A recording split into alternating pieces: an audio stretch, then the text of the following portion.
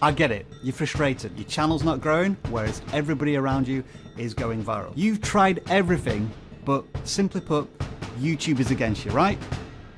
Wrong.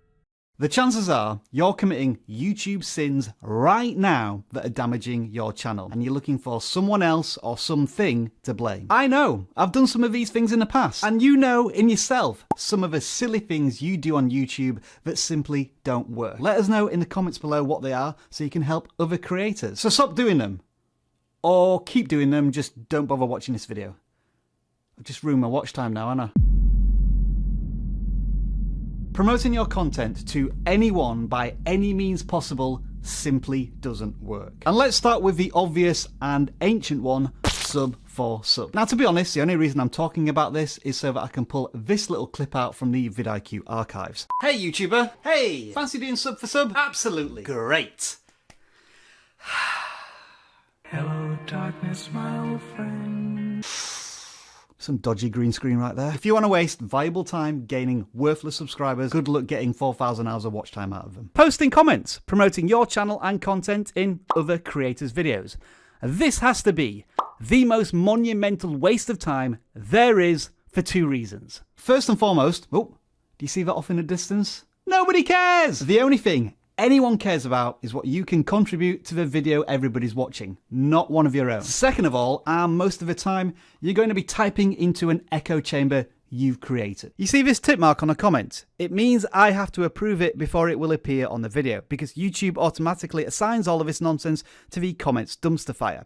And the more you do this, the more likely the content owner is going to hide your comments forever. The problem with self-promotion, and 95% of the promotion you do outside of your own videos and social platforms, is that it's appealing to the wrong audience. And if by some miracle that wrong audience does decide to check out your content, it will likely damage much of the organic work the videos have already done in terms of getting discovered. Put simply, be patient and let YouTube's algorithm do the work. Because in truth, it's not actually an algorithm. It's a recommendation system. So you know the clip I just showed you about a previous sub for sub video that we made here at vidIQ? In the past, I may have linked to it through a info card up in the top corner. And in this sense, it's a good way to promote your content because it's relevant to what somebody is already watching. The problem is they kill retention if the call to action is strong enough to pull the viewer away from what they're already watching. If the viewer is settling into a good piece of content, the last thing you want to do is send them anywhere. Just yet anyway. If you do want to use video cards, leave them till at least the second half of the video, by which time the viewer is likely committed to the current content, which means they're going to do one of two things. They'll either watch the video in the card immediately and then come back to the original content, or finish off the video they are currently watching and then go back to the card. Also, interesting random side note, I didn't realize this until today, but info cards are now apparently called annotations. And I always thought these were annotations. I really do miss these. Having said that, there is a far better way to promote your videos through end screens, which are more powerful than you could possibly imagine. But unfortunately, I can't show you what I mean right now because I'd have to do that through a video card. So I'm afraid you'll have to wait until the end of the video to show you what I mean. But anyway, back to info cards / annotations that have a party trick up their sleeve that I bet you're not even aware of. For a very long time, YouTube was very restrictive about external links within videos, but recently YouTube opened this up more so that you can direct viewers from your videos to external links as long as they follow YouTube's external links policies. Now, arguably, this is even worse than an info card that sends a viewer to another video. This is going to send them to an external link and end the YouTube watch session, which YouTube really hates. But if that link gets somebody to sign up to your emailing list or buy one of your products and services, the trade-off is probably worth it. For example, here's an exclusive sneak peek at our new AI title recommendation tool that will take your idea or keyword and generate incredible click-worthy titles. How cool is that? So if you want to take advantage of this and many other YouTube growth tools, then make sure to download vidIQ right here, right now. But of course, you can carry on watching if you want to. So just between you and me, I'm going to let you in on a little secret. In YouTube world, every day is a school day. If you get too comfortable on this platform as a creator, you're going backwards. And it won't be long before new competition sweeps in and you see your channel grind to a halt. Now let me give you a little bit of personal experience on this. vidIQ is under threat. In the last 12 months, 2 YouTube educators have burst onto the scene with fresh, educational and entertaining approaches to YouTube growth. And Nate from Channel Makers and Ed from Film Booth now both have cracked the 100,000 subscriber mark. And so right here, right now, let me congratulate both Nate and Ed on their own silver play buttons. Cheers, lads. Now, having said that, we all occupy the same YouTube space. We all share the same audience. Therefore, in the cold light of day, they are my competition. Now, you know I like to be honest and transparent on the channel. The second half of 2021 was a rough patch for the vidIQ channel. Views were down 25%. And while there are many reasons why this happened, you can't ignore the data that tells you that these 2 creators offer an alternative viewing option. So had I got too comfortable as a creator? Was I just coasting along to 1 million subscribers? I didn't think I was, but this was certainly a kick up the backside. And I want to thank Ed and Nate for this passive, friendly competition, because it certainly helped. You probably haven't noticed this, but Dan and myself have made a lot of tiny changes to vidIQ, from video formats to the topics we're covering, thumbnail design, to video length to presentation. We've done a lot, and we still have a lot to do, but it's paid off. More views and the most successful month for watch time ever on the vidIQ channel. Never stand still.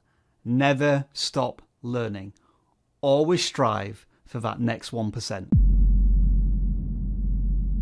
Now, let me be clear here. What we're not talking about is the introduction of a video which convinces the viewer to watch more of the video. That's a video hook. What we are talking about here is a brief, branded, graphical segment that you're just plonking at the beginning of every video.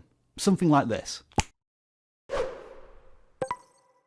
Basically, you're just telling people what your channel's called, and they probably already know that. Branded intros kill audience retention because viewers have seen this type of stuff millions of times before in decades worth of YouTube watching. They, and rightly so, just want to get into the content. Now, when it comes to this particular YouTube sin, we are guilty as charged. I would confidently say that there are at least 500 videos on the vidIQ channel that have a branded intro. And the data proves time and time again that a significant portion of the audience abandon a video as soon as they see a branded intro. We did make a dedicated video on this, but again, I can't share it with you because I'd have to use info cards that I've already told you not to use. But just between you and me, I've linked it in the description.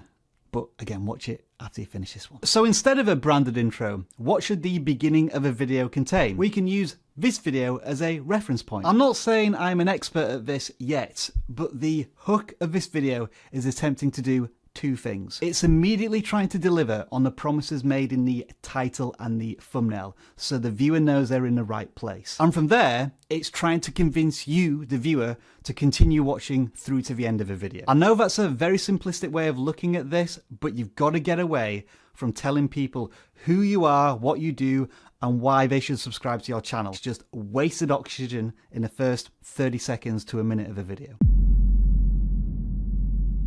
Chances are, if you're this far into the video, you're a passionate creator committed to growing your channel. So you probably already know all of this stuff. But just in case, don't be that channel that infuriates creators. And let's start with the obvious. Copyright claims and strikes. Downloading music, videos, clips, random stuff, either directly from YouTube or from random places on the internet is a potential recipe for disaster. If you are getting stuff for free and using it on your videos, even if the source of that content says that it's royalty free, copyright free, etc., double check, then triple check. I'm not sure what check comes after that, but do that as well. If you come from the TikTok creating world, let me stress this. YouTube is far more strict when it comes to matching copyrighted content ID, and the penalties are pretty clear. Copyright claims will prevent you from earning revenue. Copyright strikes, after 3 of them, will terminate your channel. And then there's the less obvious, less well-known offense: reuse content. If you're taking other creators' content and using it without their permission, that's even worse. Typically, the victims of this type of content theft are small creators who don't have the resources or the support to protect their content like big movie studios or large music labels. These people are creators, just like me, just like you. It still really angers me just how much TikTok stuff is directly lifted from the platform and uploaded onto YouTube, clearly not from the original creator. YouTube really needs to stamp that out before I truly embrace shorts, for example. Anyway, if you do this type of stuff, you may get views to begin with, but you're not earning any money, and YouTube will eventually track down your channel. And let me be clear here, I'm talking about people, not creators, because they're not creating anything. People who just steal other creators' pieces of work without any transformational effort. Creators who take existing content and transform it into an entirely new piece of work, they are more than welcome in the YouTube community. But for the thieves of the YouTube world, well, I'm going to bring in another Simpsons reference. Urge to kill rising. All right, as promised, back to YouTube end screens. Let me show you something truly incredible. If you get this right, long after a video is published, it can get tons of views from end screens. In this case, more than 50% of its traffic. YouTube end screens are turning this video into evergreen content. And what's more, when people watch a video from an end screen, they tend to watch for longer than other traffic sources. So if you want to know how to do exactly that on your channel, then I highly recommend watching this video over here. Yes, that's how you do self-promotion the right way.